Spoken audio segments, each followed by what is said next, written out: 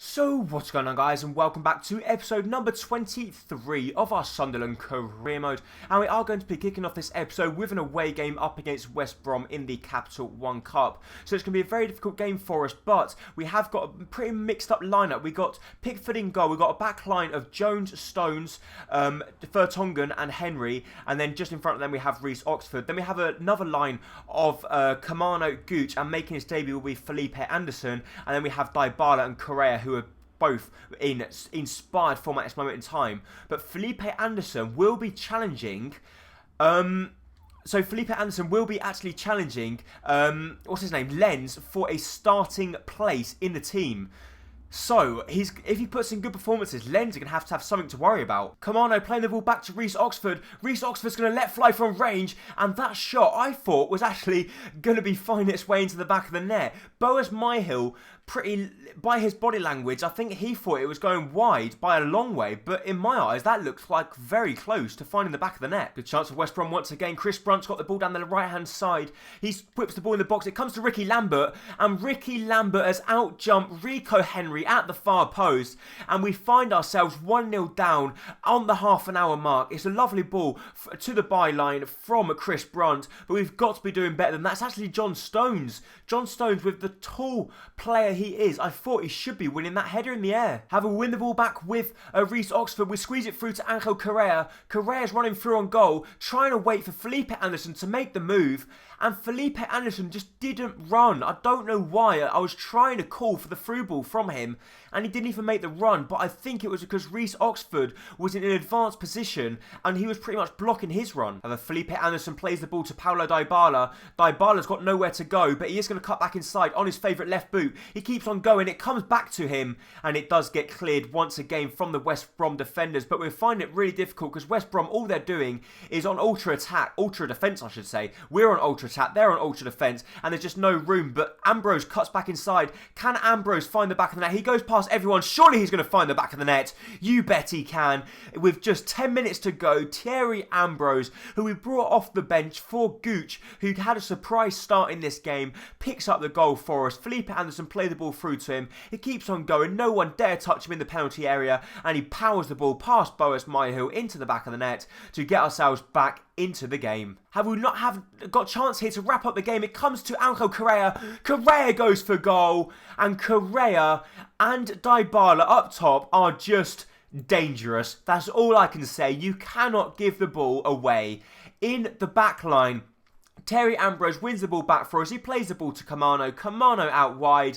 And Angel Correa still got lots to do. Hits the ball across Boas Myhill. He can't get near it. And after being 1-0 down with just 10 minutes remaining, West Brom must have thought they were going to be progressing into the next round. But you can't count your chickens when you're playing against a side like us, when you got quality players on the pitch. So that is it for the game. A very dramatic finale for us as we managed to win the game right at the very end. Angel Correa picks up the man of the match with a 7.9 rating. We did play well in that game, just a little bit sloppy defending in the first half, but we were dominant. We had plenty more shots, and at the end of the day, when you have so many shots, one of them is going to find the back of the net, and once one goes in, then they just come piling in after that. So we now get transfer offer for Billy Jones and for Yunus Kabul. Billy Jones, they want 1.2. We're going to say 2.5, and then we will let Billy Jones go. If not, he will be staying at the club. And Yunus Kabul to go to Nice. That's not that bad, but if they go ahead and match 6 million, a straight 6 million bid, we will then let our 77 rated 30-year-old centre-back leave the club. However, they come back to us. Nice said they will give us 5.5 million for Yunus Kabul, and West Brom say they don't believe Billy Jones is worth that much. So Yunus Kabul, I still want 6 million because I do believe they will go up just 500,000 more. But that means if we let him go for 6 million, we're going to have to try and find a new centre-back to bring in very, very quickly. But Derby, I should say, come in for Virginie, and we say we want 2 million, which is 400,000 over his valuation. And I don't think much else is going to happen towards the end of the transfer window unless one of them two players do get sold. And Derby say they will match the bid for Santiago Virginie And their Yunus Kabul is on his way to Nice as well. So that means now we're going to have to look for a new right back and a new centre back. So after we sold Virginie, we have decided that we want to bring in a right back on loan. So we are going to bring in Mason Holgate on loan.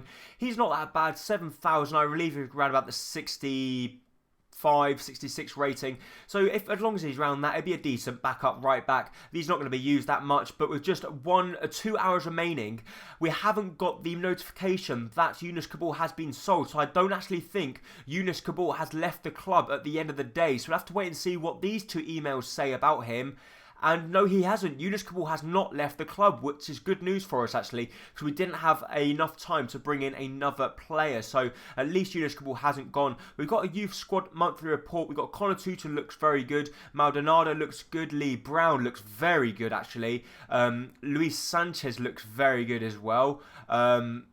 Gallardo doesn't look that good. I think we're going to keep him for the time being. And Scott Mahoney looks very good as well. So I think Luis Sanchez will leave on for the minute because he looks very good. Lee Brown also looks very good. So I think these 2 look extremely good. I think we're going to have to train both of them 2 up. However, we've now got some FIFA World Cup qualifiers, and our first one is going to be a difficult one up against Switzerland. So we are actually playing at home for this one. So we're hoping we can come out on top and pick up all 3 points. And we do. Wayne Rooney picking up the goals for us there as we just managed to scrape through as 1-0 winners. However, our next game is going to be a tougher one as we are going to be playing up against Wales. But Wales did in fact lose the previous game 1-0 against Czech Republic. So we should win this one and we don't. We've lost that one as Bradshaw picks up the goal for them. Very disappointed that we could not win that game. And Lennon's actually gone up to the next rating as well now. But what I've decided to do, I'm going to take out Lennon from Beat Your Man. No, I'm not, because that's stamina. So we're going to take him out from Pass Mastery. And we're going to put Sanchez back in because we want Sanchez to try and hit the 60 rating. And obviously do his very best to start getting his way up the table. So Sanchez does in fact go up to the next rating. So Sanchez is first training session for us. He's now hit the 60 rated, which is great news. Hopefully we can add another 20 onto that very soon and he could become a very big player. But as you see there, England come back to us and say they will offer us a new job contract. So obviously we are going to go ahead and accept that one, and we're not going to accept the Polonia one, I don't know, whatever, Paraguay, anyway, doesn't matter, we're not going to be doing that. Connor Tutu says he wants to leave the club unless we offer him a new contract, so we are going to go up to Connor Tutu now, and we are going to offer Connor Tutu a club role into the club. As you see there, he is 52 rated, but he's got potential of 83 to 89, so we're going to go ahead and offer him a contract, and hopefully, without doing anything, he should start increasing his rating just a little bit, but we don't want to let him go because he has got very good potential. However, it's now time for the second game of the episode, which is going to be away from home up against Leicester. And as you can see here from our lineup, we've got a very strong lineup. But actually, before we jump into our game, we are going to show you a squad report because we've just moved into a new month. As I've just noticed, a few players have actually started increasing in their ratings here. So as you can see there, Jack Butler and Hector Bellerin, John Stones now an 81 rated, Jan Vertonghen 84, Yeri Tielemans is yet to increase, but Renato Sanchez now hit the 75 rating. Mateus Pereira has also gone up to 77 now. Angel Correa and Paulo Dybala are both yet to increase, but that doesn't matter because as long as they're banging in the goals, I don't really care.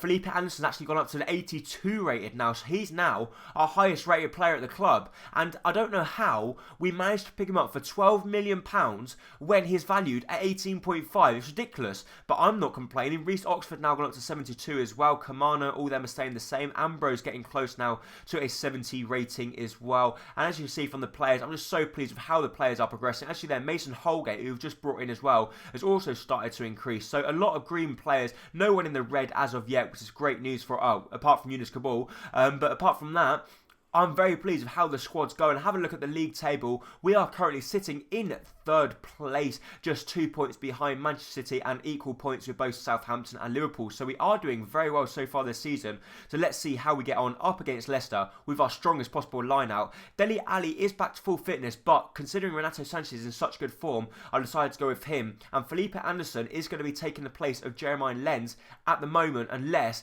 Anderson puts in a few bad performances. Leicester with a really good chance. Blythe has turned his man. He goes for goal, and he's beaten Jack Butland at his near post. I thought Jack Butland should be saving that one, but I'm going to have to scout this guy because I think he's a new gen or a regen, whatever he is, or a new player that's just come into the game because he's got weird boots on. He's called Blythe. I've never heard of him before, and he scores a really good goal there. Wonderful, powerful shot past Jack Butland into the back of the net, and Jacob Blythe scores a really good goal for them to put themselves 1-0 up. We play a lovely ball over the top to Paulo Dybala. Dybala wins the header. He tries to flick it on to Angel Correa, but I don't think the two are on the same wavelength, or I don't think Angel Correa could have actually caught up with him anyway. But Paulo Dybala once again winning stuff in the air when he's like a midget. Have we win the ball back through Tielemans here. Tielemans with 3-on-3. We squeeze the ball back through to Angel Correa. Correa's cutting back inside. Surely we're going to find the back of the net. We squeeze it out wide to Paulo Dybala. Dybala's 1-on-1. And that is a wonderful save from Castro Schmeichel. Dybala, I thought, should have found the back of the net, but it just wasn't to be. But Felipe Anderson finds Matheus Pereira at the far post. Matheus Pereira tries to get good contact on it, but he can't. But the ball comes back to Hector Bellerin, who plays the ball to Stones. Stones to Van Aanholt. Van Aanholt tries to play the ball out wide to Dybala, but it just isn't going to happen. But we cut back inside. We fizz the ball across the face of goal, and I tried to pick out Dybala, but the pass wasn't the best. A chance for Leicester once again. Okazaki's on the ball. Okazaki to Kramaric, who's just come on the pitch for Blythe. Kramaric goes for goal, and Jack Butland this time does match it with a good save. But Lenz on the ball, who's just come on the pitch as well, he gives the ball away, and he's got to be doing a lot better than that. But Felipe Anderson just about wins it back for us here. He squeezed it back through to Patrick Van Aanholt. Van Aanholt's using his pace here. He's going to pretty much blitz down the right-hand side. Can we create one last chance for ourselves? Patrick Van Aanholt cuts back inside, plays ball back to Paulo Dybala. Dybala goes for goal, and his shot also goes inches over the bar, and I think that is going to be it for the game. It looks like we're going to drop 3 points away from home at the King Power Stadium against Leicester. Or Leicester might double their chance. They get the ball to Kramaric. Kramaric's find the back of the net, but the linesman does has his flag up, and we do get a lifeline. And with just 2 minutes remaining, we've got to hoof the ball up pitch now, and we're hoping the referee's not going to blow his final whistle. We try and find Paulo Dybala, which we do. Dybala through to Lenz. Lenz to cut back inside. He plays the ball back to Dybala. Dybala on his favourite left boot. Dybala goes for goal, and Dybala's shot goes this much past the post, and Dybala comes so close. So many chances in that game, but we are yet to find the back of the net. A little bit disappointing that we did drop all 3 points there, as I thought we were by far the better side. So as Connor Tuchel does in fact accept his contract to come into the first team, we are going to wrap up this episode. So that is it for this episode of Career Mode. If you did enjoy it, please make sure to hit the like button down below, as it is going to be very much appreciated. And don't forget, if you're new around here, hit that subscribe button to keep up to date with all my latest videos and career modes. Thank you. Bye bye.